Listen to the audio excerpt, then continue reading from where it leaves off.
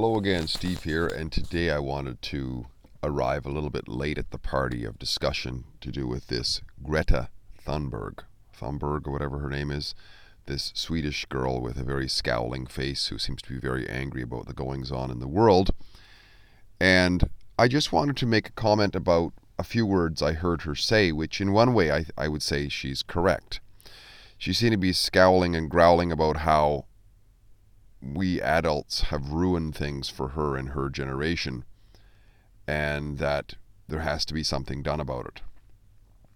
And while I agree that, yes, the boomers especially have a great, huge amount of responsibility for what's going on in the world, the solution that her handlers, obviously, I mean, if you've seen this girl try to speak off script, she can't talk about anything. It doesn't seem like she has any substance at all. It's a complete staged event for sure, but that's a sideline. But it's true, right? It's true that the current adult population who's on their pensions or is about to get on their pensions are responsible for what's going on. But the solution that the socialist handlers of this Greta have is more of the problem, more government, right? So the attention is, of course, on climate change. And the problem is that we humans are so vile in our approach and how we live our lives that we need to create more government and more wars and more public servants and all this sort of stuff, and more taxation, of course, at the end of the day, to try to solve this, to try to stem this inevitable Armageddon that's coming our way, which, of course, the Armageddon has always been there. There's always somebody out there preaching doomsday to get you to turn over your freedoms to them. But, I mean, if I understand it correctly, this little girl who shat in a plastic bucket what was made in China to sail across the ocean, her handlers, coming through her voice, of course, is that we have ruined the world because we've overconsumed and we're greedy and all these sorts of things. And therefore, what? There's got to be more taxes, for sure, and more curtailment of freedom, for sure. But let's look at what has really happened. Greed, if you will, within the mass population has been stoked by political opportunists who have said, turn over a little bit of your freedom and we'll give you comfort. We'll give you health care, funded health care. We'll give you a pension when you retire. We'll give you roads to drive on. We'll give you all of this sort of stuff, but you won't have to pay for it. You won't have to pay as much for it as you're going to get. How are we going to do that?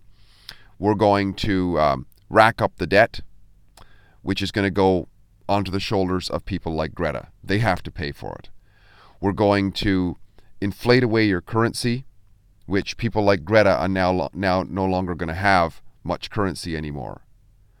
We're going to increase your taxes a little bit at least, so that people like Greta are going to have to pay higher interest and taxes. We're going to fight lots of foreign wars because that's going to stoke the military-industrial complex and create jobs in there, so that people like Greta are going to have a bunch of Muslims angry at them throughout the world. And yes, people like Greta are going to have a tougher life than those who were their forefathers. But it's not because of the world warming up or anything like that. And if that is true, part of the reason is, if it's true, which there's no evidence as far as anybody's ever shown me, if it's true that humans are causing global climate change, a great degree of it has to do with the governments. Because you think about it, the wars that were fought, the amount of oil that was burned, the amount of resources that were burned, the amount of displaced people who've moved from their area into other areas, and the cost of that in terms of the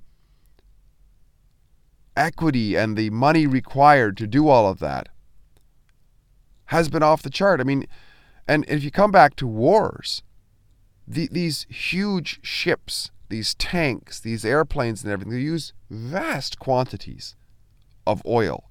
And if oil's a problem, then how is that the problem of just the average person? You see, the approach is that we're ruining the world, and therefore basically productive men and women out there who have got little pizza shops and little car repair places and hair cutting studios and so on, they have to pay more. They have to pay their fair share.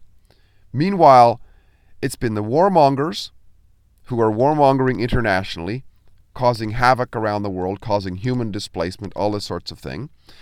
There is also the civil war that's constantly going on, which is the curtailment of freedoms, the increased taxation, the increased inflation, the increased borrowing of money, all of which is getting put upon these young people like Greta, who cannot have the same quality of life as their parents and parents for sure have had.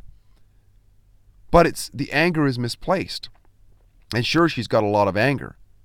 That is obviously stoked up. This is a staged thing, so why am I talking about it? Because it's in the news cycle, or it was in the news cycle. I'm late to it.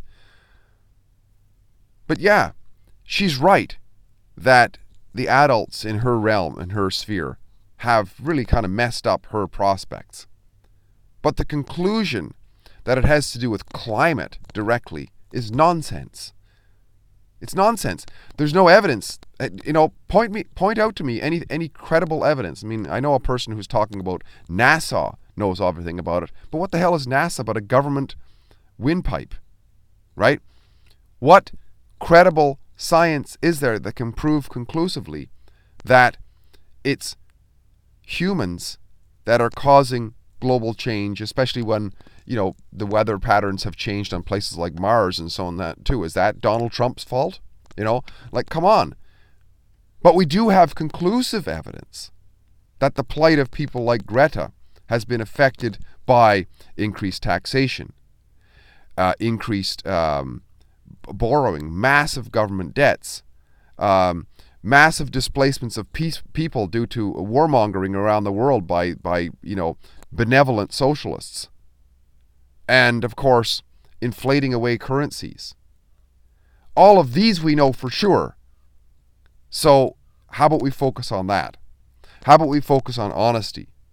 And rather than worrying these young people about things that they don't know anything about, number one, and are a distraction to create more of the problem, which is more government. Few thoughts anyways. And how can we learn from this? Well, it's an exercise in honesty, I would say. And that's always important to our quality of life. Steve here, doing great chatting. If you like what I'm doing, please like, subscribe, and share. We'll talk again soon. Bye for now.